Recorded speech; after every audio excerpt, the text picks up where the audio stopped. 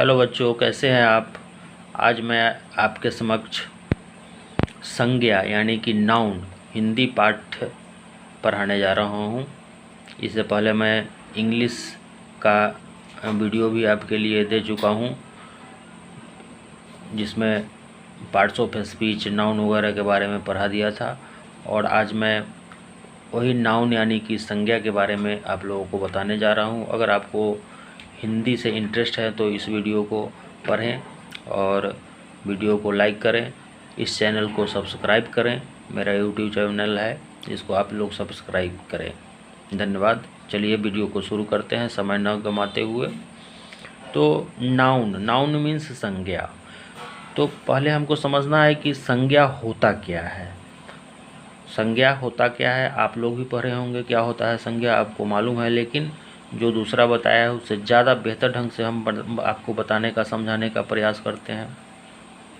तो संज्ञा का सामान्य अर्थ होता है नाम। दूसरे शब्दों में हम किसी व्यक्ति, वस्तु, स्थान, भाव आदि के नाम को संज्ञा कहते हैं। जैसे राम, रहीम, कलम, पेंसिल, पटना, दिल्ली, लड़कपन, बुढ़ापा आदि सारा संज्ञा है। एक बार फिर से समझाते हैं। किसी व्यक्ति, वस्तु, स्थान, भाव आदि के नाम को संज्ञा कहते हैं। जैसे राम, रहीम, कलम, पेंसिल, पटना, दिल्ली, लड़कपन, बुढ़ापा आदि। एक चीज़ और हम देख लीजिए, नोट में है कि यदि संज्ञा शब्दों की एक सूची बनाई जाए, यदि संज्ञा इतना ज़्यादा है, यदि संज्ञा शब्दों की एक सूची बनाई जाए तो इसमें असंख्य शब्द आ जाएंगे। अतः इसे महानाम भी कहा गया है।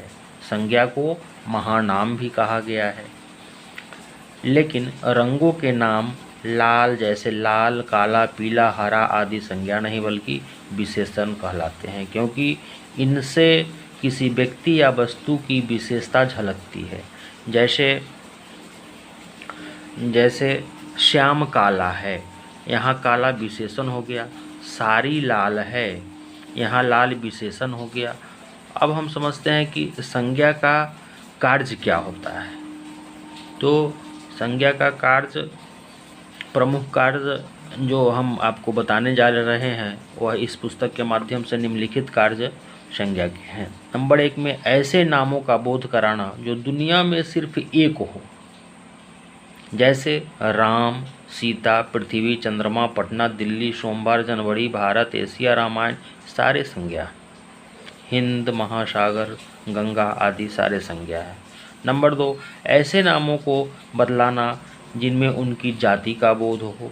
जैसे गाय, बैल, पशु, पक्षी, आम, इमली, कुर्सी, टेबल, भाई बहन, राजा रानी, लड़का लड़की आदि। ऐसे नंबर 3 में ऐसे नामों को बदलाना जिनसे उनके समूह का बोध हो। जैसे वर्ग, सेना, गुच्छा, परिवार, खानदान, झुंड आदि, ये सारी संज्ञा है। तो आप समझ रहे हैं कि संज्ञा किसे कहते हैं। और अब हम आपको संज्ञा का भेद बताने जा रहे हैं। संज्ञा का भेद 5 भेद होते हैं। परंपरागत रूप से संज्ञा के 5 भेद होते हैं। नंबर 1 में व्यक्तिवाचक संज्ञा, जिसे अंग्रेजी में हम प्रॉपर नाउन कहते हैं।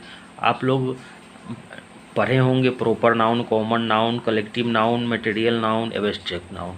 यही सब संज्ञा के 5 भेद है। जातिवाचक संज्ञा, प्रॉपर नाउन, व्यक्तिवाचक संज्ञा, प्रॉपर नाउन, जातिवाचक संज्ञा, कॉमन नाउन, समूहवाचक संज्ञा, कलेक्टिव नाउन, द्रव्यवाचक संज्ञा, मटेरियल नाउन, भाववाचक संज्ञा, एब्स्ट्रैक्ट नाउन।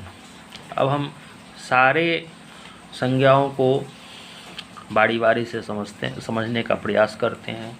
नंबर 1 में है आपका प्रॉपर नाउन यानी कि व्यक्तिवाचक संज्ञा। तो इसका डिफिनेशन है, जिस संज्ञा से किसी खास व्यक्ति, वस्तु, जगह आदि का बोध हो उसे हम व्यक्तिवाचक संज्ञा कहते हैं। जैसे राम, रहीम, चांद, सूरज, रामायण, महाभारत आदि।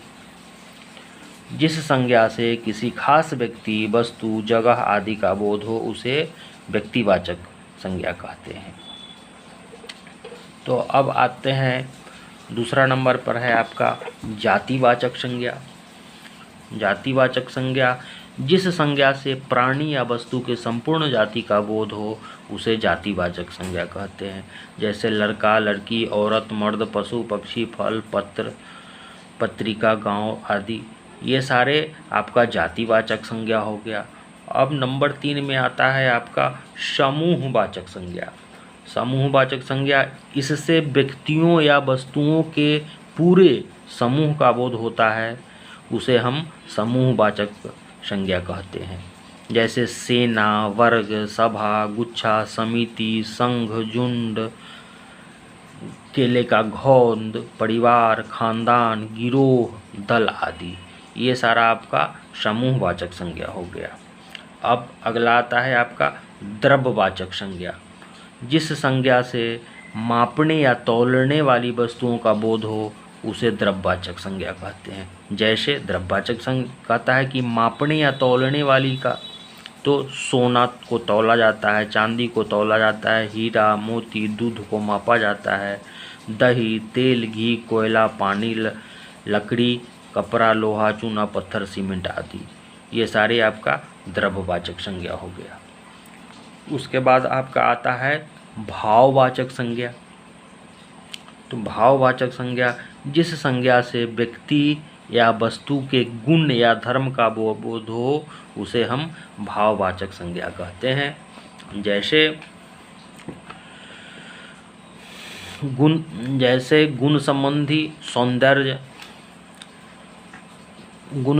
सौंदर्य, माधुर्य, अच्छाई, चतुराई आदि। दोष संबंधी बुराई, लड़ाई, ठगाई आदि। स्वाद संबंधी खटास, मिठास आदि, ये सारा आपका भाववाचक संज्ञा है। अब भाववाचक संज्ञा का निर्माण कैसे होता है? भाववाचक संज्ञा का निर्माण प्रायः सभी प्रकार के शब्दों से होता है। शब्दों के अंत में प्रत्यय जोड़ना पड़ता है। जैसे व्यक्तिवाचक संज्ञा से भाववाचक संज्ञा किस तरह से होता है सो देखते हैं। जैसे अकबर से अकबरी, राम से रामत्व, नादिर शाह से नादिर शाही, शिव से शिवतत्व, रावण से रावणत्व, हिटलर से हिटलर शाही। इस तरह से भाववाचक संज्ञा बनता है। तो दोस्तों, वीडियो अगर अच्छा लग रहा हो तो चैनल को सब्सक्राइब कीजिए। धन्यवाद।